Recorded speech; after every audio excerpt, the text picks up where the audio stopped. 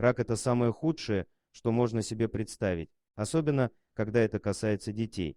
Шелби и Джонатан думали, что их двухлетняя дочь Софи страдает от аллергии.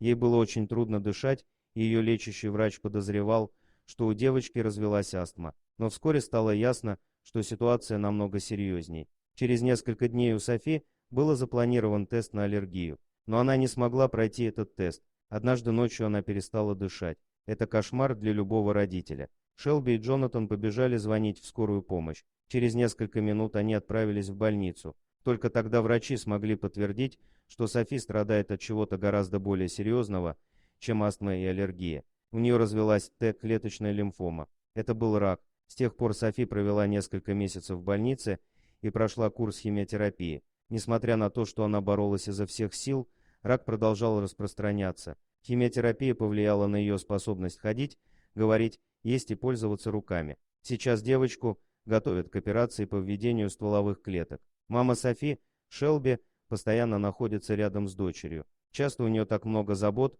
что она совершенно забывает о себе. Единственное, что имеет для нее значение, чтобы Софи начала поправляться. Они хотят, чтобы у семьи и друзей был простой способ посмотреть, что происходит с их дочерью. Страница называется «Храбрая Софи». Так вышло, что этой страницей стали интересоваться не только родственники девочки. Сегодня за судьбой Софи наблюдает более 12 тысяч человек. На странице, которая привлекла так много внимания, есть одно сообщение. Другие мамы, у которых есть больные дети, близко к сердцу приняли слова Шелби. Это было сообщение о медсестрах и других сотрудниках больницы, которые заботятся о Софи. Шелби написала: «Я вижу вас. Я сижу на этой кушетке целый день и вижу вас. Вы так стараетесь быть незаметной для меня и моего ребенка. Я вижу, что ваше лицо становится грустным, когда она видит вас и плачет. Вы пытаетесь придумать разные способы, чтобы облегчить ее страхи и поддержать ее.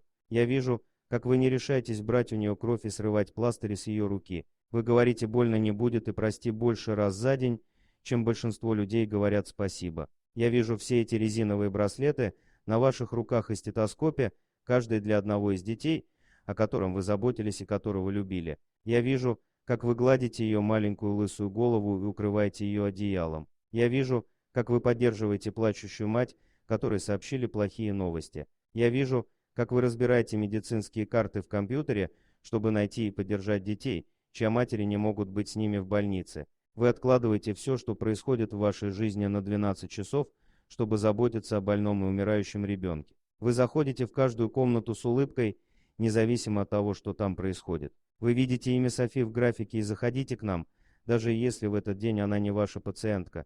Вы звоните доктору в банк крови и аптеку столько раз, сколько необходимо, чтобы мой ребенок своевременно получил все необходимое. Вы спрашиваете у меня каждый раз, как я себя чувствую. Вы сидите и слушаете меня в течение 10 минут, несмотря на то, что ваш телефон звонит, а ваш список дел длинный в километр.